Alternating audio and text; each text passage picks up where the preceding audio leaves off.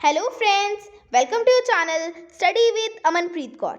आज हम लोग आपके लिए शिक्षा मनोविज्ञान के 500 क्वेश्चन की सीरीज का पार्ट नंबर 13 लेकर आए हैं। बहुत ही इंपॉर्टेंट क्वेश्चन है इस पार्ट में, तो चलिए स्टार्ट करते हैं।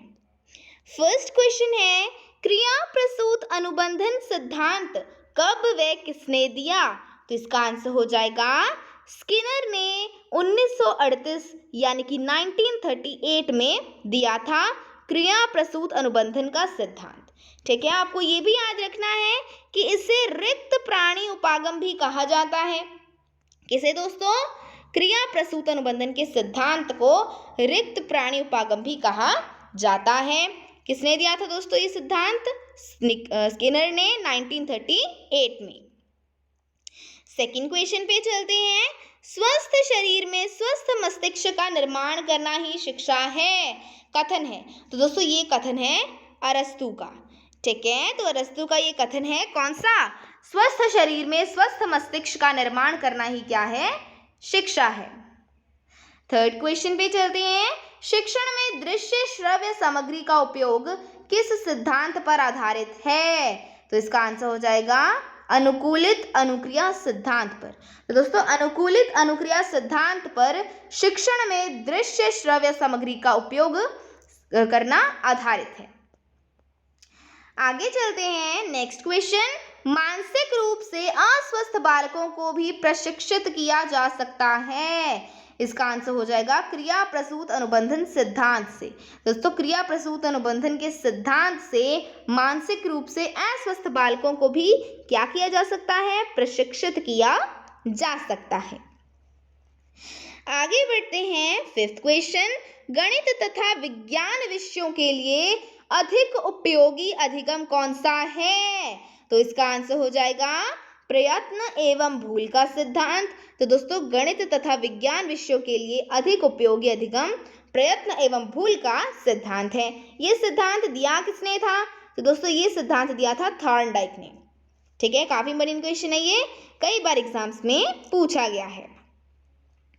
सिक्स्थ क्वेश्चन, दोस्तों ये काफी इंपॉर्टेंट क्वेश्चन है। ये कहता है आरंभ में सीखने की गति तीव्र होती है परंतु क्रमश धीरे धीरे मंद होती जाती है। कौन से अधिगम वक्र में? तो इसका आंसर हो जाएगा उन्नतोदर वक्र में। ठीक है, तो उन्नतोदर वक्र में आरंभ में सीखने की गति तीव्र होती है परंतु क्रमश धीरे धीरे मंद होती जाती है। आपको ये भी याद रखना है दोस्तों कि अधिगम वक्र के कितने प्रकार हैं? तो दोस्तों अधिगम वक्र के 4 प्रकार हैं। कौन कौन से? सरल रेखीय वक्र, दूसरा उन्नतोदर वक्र, तीसरा है नतोदर वक्र, चौथा है मिश्रित वक्र। अब इसके बारे में थोड़ा संक्षेप में पढ़ते हैं कि क्या है। पहला है सरल रेखीय वक्र। ये होता है दोस्तों सीखने की क्रिया में प्रगति जब एक समान रहती है तो उसे सरल रेखीय वक्र कहते हैं। दूसरा है उन्नतोदर वक्र, जिसके बारे में हमने यहाँ पे पढ़ ही लिया है कि इस प्रकार के सीखने में आरंभ में सीखने की गति तीव्र होती है परंतु क्रमश धीरे धीरे मंद होती जाती है, इसे हम उन्नतोदर वक्र कहते हैं। तीसरा है नतोदर वक्र। नतोदर वक्र में क्या होता है दोस्तों? नतोदर वक्र में सीखने की गति मंद होती है किंतु बाद में क्रमश तीव्र होती है, यानी कि उन्नतोदर से जस्ट अपोजिट। ठीक है, मिश्रित कौन सा होता है? मिश्रित होता है यह उन्नतोदर तथा नतोदर वक्रों का मिश्रित रूप होता है। तो ये आपको याद रखना है। काफी अच्छा क्वेश्चन है। आगे बढ़ते हैं। 7th क्वेश्चन है, आदर्शों का सिद्धांत या मूल्यांकन का सिद्धांत के प्रतिपादक हैं। तो इसका आंसर हो जाएगा बागले। ठीक है, तो बागले आदर्शों का सिद्धांत या मूल्यांकन के सिद्धांत के प्रतिपादक हैं। आगे चलते हैं। 8th क्वेश्चन है, समान तत्वों का सिद्धांत किसने दिया? तो इसका आंसर हो जाएगा थॉर्नडाइक ने। दोस्तों थॉर्नडाइक ने समान तत्वों का सिद्धांत दिया था। इंपॉर्टेंट क्वेश्चन है, आपको पता होना चाहिए। 9th क्वेश्चन पे चलते हैं। सीखने के पठारों का निराकरण करने के लिए क्या करना चाहिए? तो दोस्तों सीखने के पठारों का निराकरण करने के लिए सरल से जटिल की ओर के सिद्धांत को अपनाना चाहिए। दूसरा प्रोत्साहित और प्रेरित करना चाहिए। तीसरा रोचक और उत्तम विधियों का प्रयोग करना चाहिए। तो ये आपका correct answer. 10th question, Krrish चमर ने व्यक्तित्व का वर्गीकरण किया है, तो इसका आंसर हो जाएगा 4 रूपों में। दोस्तों ये काफी इंपॉर्टेंट क्वेश्चन है कि क्वेश्चन आ सकता है कि क्रिश चमर ने व्यक्तित्व का वर्गीकरण कितने रूपों में किया है, तो आंसर हो जाएगा 4 रूपों में। वो 4 रूप कौन कौन से हैं? पहला है गोलकाय, दूसरा है लंबकाय, तीसरा है पुष्टकाय और चौथा है मिश्रित। ठीक है, तो इन 4 रूपों में क्रिश चमर ने व्यक्तित्व का वर्गीकरण किया है, ये इसका करेक्ट आंसर। 11th क्वेश्चन है, हम जो कुछ करते हैं वही व्यक्तित्व है, परिभाषा है, तो इसका आंसर हो जाएगा वाटसन महोदय की। तो दोस्तों ये वाटसन की परिभाषा है, कौन सी? हम जो कुछ करते हैं वही क्या है? व्यक्तित्व है। आगे बढ़ते हैं, मन का शासक कहा जाता है, तो इसका आंसर हो जाएगा अहम यानी कि ईगो को। ठीक है, किसके अनुसार? फ्राइड के अनुसार। दोस्तों फ्राइड के अनुसार मन का शासक अहम यानी कि ईगो को कहा जाता है। आगे बढ़ते हैं, 13th क्वेश्चन, चेकलिस्ट विधि का प्रयोग बच्चों के चरित्र का मूल्यांकन करने के लिए किसने किया, तो इसका आंसर हो जाएगा हॉटशॉर ने। तो दोस्तों हॉटशॉर ने चेकलिस्ट विधि का प्रयोग बच्चों के चरित्र का मूल्यांकन करने के लिए किया था, ये इसका correct answer. 14th question, Chicago अशाब्दिक परीक्षा किस आयु के बालकों के लिए है, तो दोस्तों इसका आंसर हो जाएगा, यह परीक्षण 6 वर्ष की आयु के बालकों से लेकर प्रौढ़ों पर किया जाता है, तो ये इसका करेक्ट आंसर। आगे बढ़ते हैं, 15th क्वेश्चन है, प्रेरक यानी कि ड्राइव की संकल्पना किसने प्रस्तुत की, तो इसका आंसर हो जाएगा R.S. वुडवर्थ ने। ठीक है, तो R.S. वुडवर्थ ने प्रेरक यानी कि ड्राइव की संकल्पना प्रस्तुत की थी। दोस्तों ये R.S. वुडवर्थ थे कौन? ये थे दोस्तों अमेरिकी मनोवैज्ञानिक। ठीक है, और आपको ये भी याद रखना है कि 1928 यानी कि 1928 में प्रेरक की संकल्पना इन्होंने दी थी। आगे चलते हैं, 16th क्वेश्चन है, जनन द्रव्य की निरंतरता का सिद्धांत किसने दिया, तो दोस्तों इसका आंसर हो जाएगा बीजमैन ने। ठीक है, तो बीजमैन ने जनन द्रव्य की निरंतरता का सिद्धांत दिया था।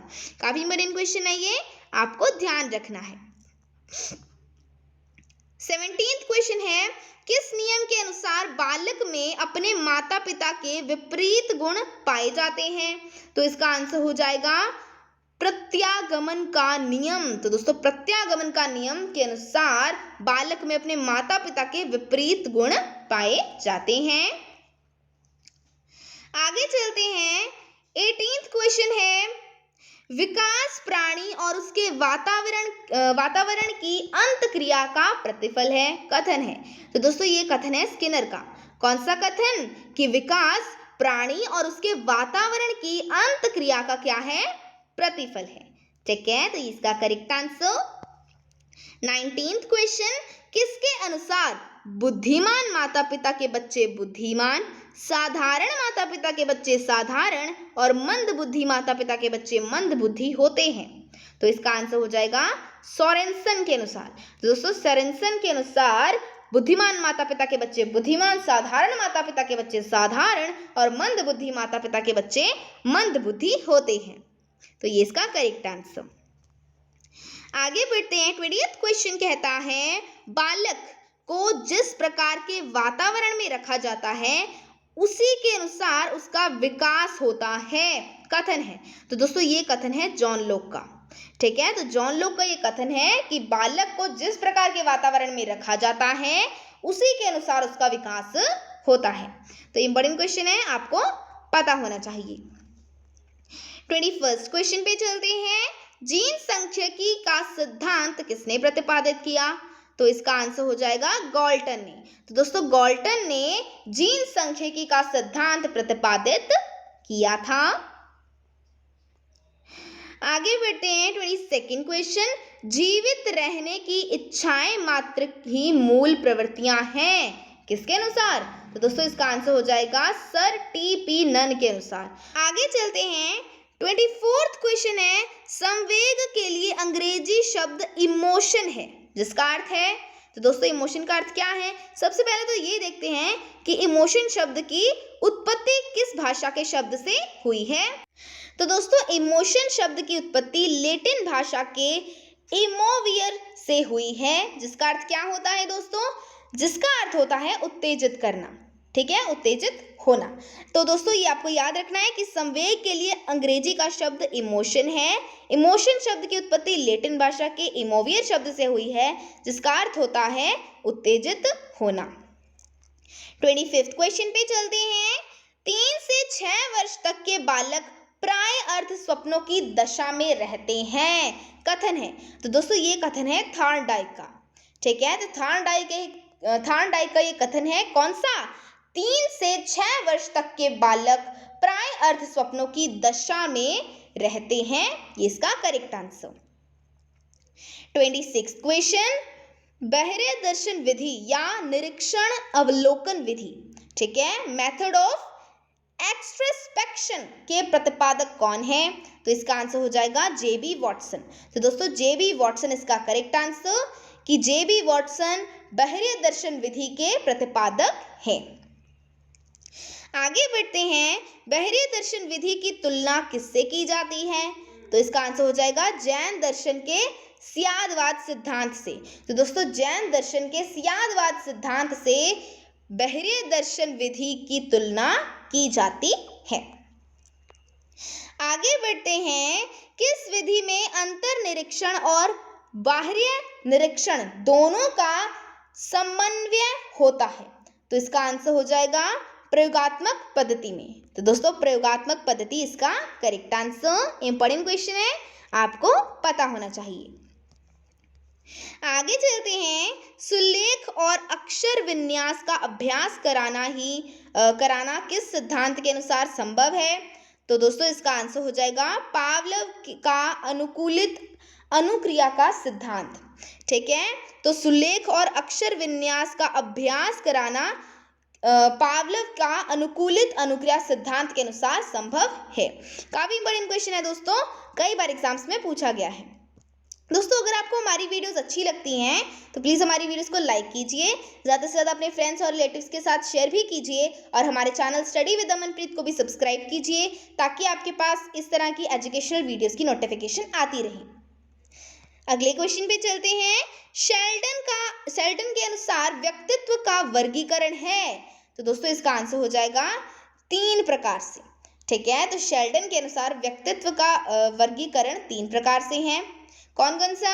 गोलाकार या एंडोमार्फिक, जिसमें किस तरह के व्यक्तित्व आते हैं? मोटे, विनोदी, प्रसन्नचित्त, ठीक है।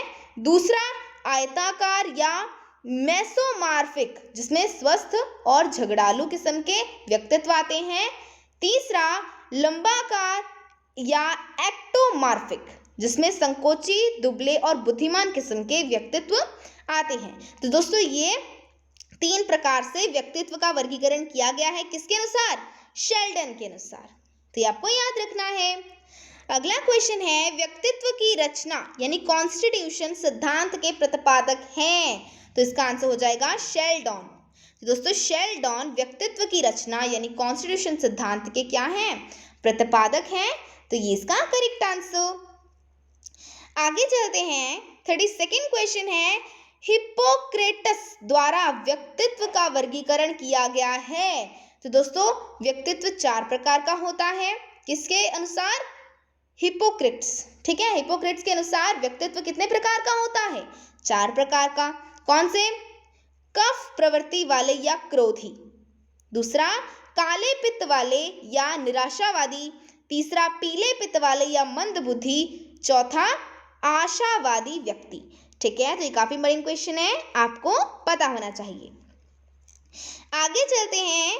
33rd क्वेश्चन है, सीखने की शक्ति ही बुद्धि है, किसके अनुसार? तो इसका आंसर हो जाएगा बार्किंघम, ठीक है। तो बार्किंघम के अनुसार सीखने की शक्ति ही क्या है? बुद्धि है। आगे चलते हैं। 34th क्वेश्चन है हमारे पास, गिलफोर्ड के अनुसार मानसिक योग्यता प्रमुख रूप से कितने तत्वों से निर्मित है? तो इसका आंसर हो जाएगा 3 तत्वों से, ठीक है, तो गिलफोर्ड के अनुसार मानसिक योग्यता प्रमुख रूप से 3 तत्वों से निर्मित है। पहला है संक्रिया, दूसरा है विषय वस्तु, तीसरा है उत्पादन। ठीक है, तो ये काफी इंपॉर्टेंट है, आपको पता होना चाहिए। लास्ट क्वेश्चन है हमारे पास, बुद्धि संरचना मॉडल किसने दिया? तो इसका आंसर हो जाएगा गिलफोर्ड ने 1967 में डिब्बे के आकार का एक मॉडल प्रस्तुत किया जिसे हम बुद्धि संरचना मॉडल कहते हैं। किसने किया था दोस्तों? गिलफोर्ड ने। कब किया था? 1967। तो इसका करेक्ट आंसर। तो दोस्तों ये थे हमारे आज के कुछ शिक्षा मनोविज्ञान से रिलेटेड क्वेश्चंस। आई होप आपको क्वेश्चंस अच्छे तरीके से समझ में आए होंगे। एंड अगर आपको हमारी वीडियोस अच्छी लगती हैं तो प्लीज़ हमारी वीडियोस को लाइक कीजिए, ज़्यादा से ज़्यादा अपने फ्रेंड्स और रिलेटिव्स के साथ इन्हें शेयर कीजिए और हमारे चैनल स्टडी विद अमनप्रीत को भी सब्सक्राइब कीजिए। So thanks for watching.